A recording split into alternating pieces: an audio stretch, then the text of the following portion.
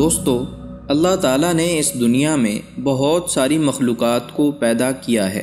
آئے روز کچھ نہ کچھ ایسا نیا دریافت ہوتا ہے جس کو دیکھ کر یا جس کے بارے میں جان کر انسانی عقل دنگ رہ جاتی ہے۔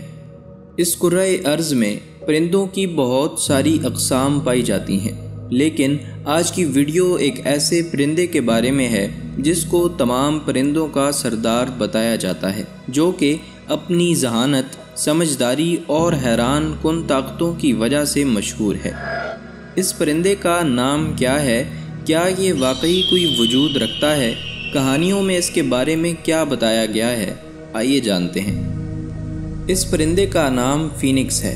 اس کو فائر برڈ بھی کہا جاتا ہے۔ مختلف ممالک اور تہذیب کے لوگ اس کو مختلف ناموں سے پکارتے ہیں، جیسے عربی میں عنقا، چینی زبان میں فینگ ہانگ، ہندی میں امر پکشی، فارسی میں سیمرغ اور ترکی میں تغرل کہا جاتا ہے۔ لیکن ایک بات تمام تہذیبوں میں یکساں ہے کہ وہ اس کو ایک مقدس پرندہ مانتے ہیں۔ اس پرندے کی کہانیاں پچھلے ہزاروں سالوں سے مختلف مذاہب اور تہذیبوں میں موجود ہیں۔ کچھ لوگوں کے نزدیک یہ ایک افسانوی مخلوق ہے، کچھ اس کو حقیقت سمجھتے ہیں اور کچھ لوگ اس کو دیکھنے کا دعویٰ بھی کرتے ہیں۔ کہا جاتا ہے کہ یہ پرندہ کبھی زمین پر نہیں اترا اور بہت اونچائی پر اڑتا ہے۔ یہی وجہ ہے کہ اس کو دیکھنے کا دعویٰ کرنے والوں سے جب پوچھا گیا کہ اگر اس کا واقعی کوئی وجود ہے تو ہم اس کو کیوں نہیں دیکھ پائے، تو جواب میں یہی کہا گیا کیونکہ یہ بہت اونچائی پر اڑتا ہے، اس لیے اس کو بہت کم لوگ ہی دیکھ پائے ہیں۔ کہا جاتا ہے کہ اس کی عمر تقریباً 1000 سال تک ہوتی ہے اور اس کی جسامت بھی اس کی عمر کی طرح بہت بڑی ہوتی ہے۔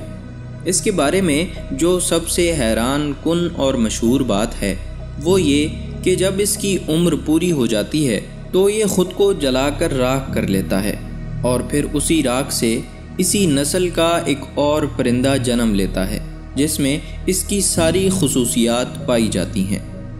جے کے رولنگ کا کہنا ہے کہ اس پرندے کے آنسوؤں میں شفا رکھی ہے۔ اس پرندے کی بہت ساری مختلف کہانیاں لکھی گئی ہیں، لیکن ایک فارسی نظم میں صوفی شاعر فرید الدین عطار نے اس پرندے کی کہانی لکھی ہے، جس میں ہم سب کے لیے ایک سبق بھی ہے۔ کہانی کچھ یوں ہے کہ ایک دفعہ پرندوں کا سردار کہیں غائب ہو گیا، تو ان پرندوں نے کہا کہ وہ کسی سردار کے بغیر بھٹک جائیں گے۔ اتنے میں ہدہد، جو ان سب میں ذہین پرندہ تھا، اس نے سب کو جمع کیا اور کہا کہ ہم کو اپنے سردار یعنی فینکس کو ڈھونڈنا چاہیے۔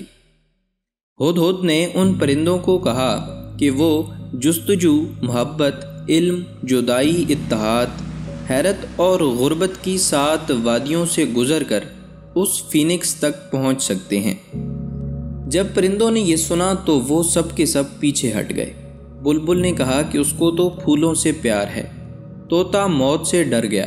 مور کہنے لگا کہ اس کو شیطان کا ساتھ دینے پر جنت سے نکالا گیا تھا، تو وہ واپس وہیں جانا چاہتا ہے۔ ہنس راج نے کہا کہ وہ پانی پر رہ کر پانی کو صاف رکھنا چاہتا ہے۔ لیکن ہدہد نے ان سب کو راضی کر لیا اور سب کے سب تلاش میں نکل پڑے۔ ایک وقت ایسا آتا ہے جب ان ہزاروں پرندوں میں سے صرف 30 پرندے ان وادیوں کو پار کر کے فینکس کے ٹھکانے تک پہنچ ہی جاتے ہیں۔ وہاں پہنچ کر انہیں ایک پرندہ ملتا ہے جو انہیں ایک تحریر پڑھنے کو دیتا ہے۔ اس تحریر کو پڑھنے کے بعد وہ سب کے سب حیران ہو جاتے ہیں۔ اس تحریر میں ان کے سفر کا تمام تر احوال لکھا ہوا تھا۔ اتنے میں فینکس ان کے پاس آتا ہے، لیکن جب وہ فینکس کو دیکھتے ہیں تو اس میں ان کو اپنا عکس نظر آتا ہے۔ تب وہ پرندے جو وہاں پہنچے تھے انہیں معلوم ہوتا ہے کہ اصل میں جس کی ان کو تلاش تھی وہ فینکس تو وہ خود ہیں، اور وہاں ان کا سفر ختم ہوتا ہے اور وہ سب فینکس کے اس عکس میں غائب ہو کر اس کے جسم کا حصہ بن جاتے ہیں۔ اس کہانی میں ہدہد انسان کی اچھائیاں ہیں جو اس کو اچھا کام کرنے کی تلقین کرتی ہیں۔